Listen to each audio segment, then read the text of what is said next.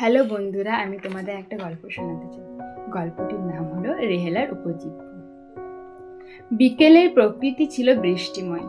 কবির মনে যেন জেগে উঠল কবিত্ব এবং লেখক তার গল্প লিখল। সেখানে যেন একটা কচু পাতা দেখলাম, সেটা বৃষ্টিতে ভিজলেও পুরোপুরি ভিজল না, যেন মুক্তের ন্যায় বিচ্ছিন্ন হলো। আমাদের বাড়িতে মাত্র 5 জন থাকে, কিন্তু আমার প্রিয় আমার মা। কিন্তু দিদিমা একটু ঝগড়া টাইপের। পিতাশ্রী শান্ত প্রকৃতি আর দাদা কর্মনিপুণ। তবে আজকাল তাকে আমায় আলস্য এবং ইউটিউবের ফ্রি ফায়ার নামক গেমের অনুরাগী মনে হয়। যাই হোক, আমি কিন্তু প্রত্যক্ষ উক্তিতে বললাম, এখন পরোক্ষ উক্তিতে বলি। তার ছোটবেলার কথা শুরু হয় বোলপুর শহরে। সেখানে সে এবং তার পরিবার থাকেন। অত্যন্ত গরিব ছিল তারা প্রথম দিকে, কিন্তু আস্তে আস্তে তার বাবা তার পরিবারকে স্বাচ্ছন্দ্যে ফেলেন। তার পিতা কাজ করেন রাজমিস্ত্রি এবং মাতা হাউসওয়াইফ। দিদাও বাড়িতে থাকেন আর দাদু নেই, তবে সে অতীতে মারা যান। এখানে তার দাদা একটা জব পেয়েছিল, তবে যেখানে সে কাজ করে ওখানে ভীষণ যুদ্ধ হয়েছিল, তাই সেখান থেকে তাকে ফিরতে হয়েছিল। বলা বাহুল্য, প্রকৃতির নিয়মে আমাদের কত ওঠা বসা করতে হয়, আমাদের কর্মে বা আমাদের সম্পর্কগুলিতেও এরকম।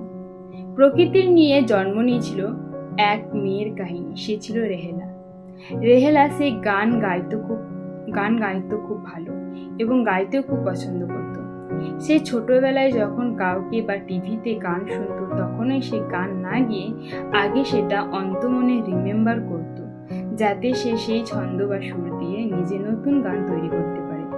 বলা বাহুল্য, তার রাগানোর আগে নাচের প্রতি প্রবল আগ্রহ ছিল। সে হয়েছিল একদিন জগতের সেরাতম গায়ক, রেহেলা। তাই সে বলতো যে গান বইছে বাতাসে, যেন আমি ভাসছি আবেগে, মনের কোণে আছো তুমি এখনো রং বেরঙে। যাই হোক, তার দুটি প্রিয় বন্ধু ছিল, প্রীতি ও কীর্তি। প্রীতির হবি ছিল আড্ডা দেওয়া, তাই সে রেহেলাকে ভালোভাবে জানত। ও কীর্তি লিখত ভালো, তাই সে একদিন রেহেলার গানের খাতা চুরি করেছিল। তবে তার কোনো খারাপ ইন্টেনশন ছিল না, সে সব গান পড়েছিল।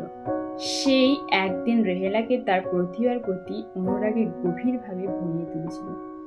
কীর্তি বলল, শোন রেহেলা, তুই না খুব ভালো গান করিস নাচের তুলনায়। তুই স্কুলের কম্পিটিশনে গাইতে পারিস, তাহলে তো ভালোই হয়। সেই সময় প্রীতিও আড্ডা দিয়ে বেজায় গরম ছিল। বলল, তুই একটা গান গাই, আজকে বৃষ্টি ভরিয়ে তোল এই বাতাসে। তখন রেহেলা একটা গান গাইবে। আছো মনের খাতায়, আছো প্রাণের পাতায়, আছো অন্ধ ঘরে, আছো তুমি একা। তারা দুজনে খুব খুশি হল এবং এখানে সে কনফিডেন্ট হলো। যাই হোক, স্কুলে একটা প্রোগ্রামে সে গান গাইল। তো নমস্কার বন্ধুরা, আমার গল্প এতদূর অবধি ছিল।